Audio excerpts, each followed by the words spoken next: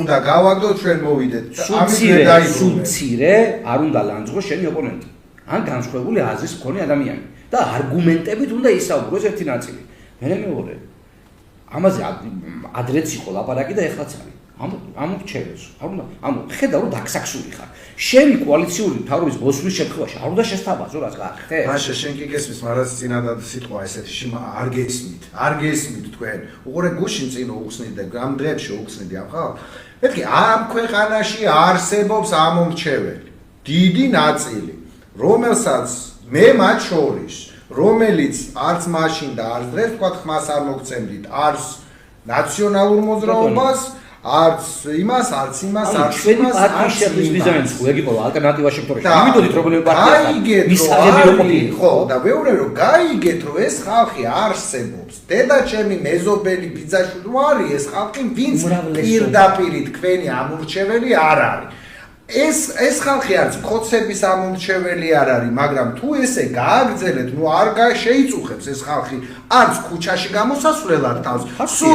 სურო ევროპაში კი არ შევიდეთ კი არა, მართლა რო კრასნოდარის ნაწილი გავხდეთ, აი ეს არ ესმით. ჩემთვისაც ტკივნეულია და აღმაშფოთებელია, რაზეა საუბარი, მაგრამ არ ესმის ამ ოპოზიციას, რომ ამ ხალხს იმ დონეზე არ უნდა ეს ოპოზიცია რო აი მაგარია რა კიდიათ იქ ასტროდაში შეგვიყვანს ქართული ოცნება თუ იმაში ნიუ-იორკში ნუ აი ამ ხალხს უნდა სხვა საუბარი და არ ელაპარაკებს არჩევნების მერე ოპოზიციამ რო დაანონსა ქუჩაში აქციები და ხალხი არ გაყვა მე ვფიქრე რომ ეს იქნებოდა მესიჯი მათთვის რომ მიხვდარიყვნენ რომ ხალხის უნდობაა დასაბრუნებელი გასაღები არის ამაში სხვა გასაღები არ არსებობს დადიან ერთმანეთს წვიტავენ რაღაც ბიძინა ძირს იძახიან და ამ დროს ხალხი უყურებს და რა ანუ დობა თუ არ მოიპოვე ამ ხალხის ეს ხალხი თუ არ გარწმუნდა იმაში რომ შენ რო ბიძინას შეცვლი ხვალ რაღაცა უკეთესობისკენ შეიცვლება რა უნდა გააკეთო და ამის გარდა ყველაფერს აკეთებენ აბსოლუტურად ხო არა კიდევ ახლა მე რო ვიყო ახლა რიგითი ამორჩეველი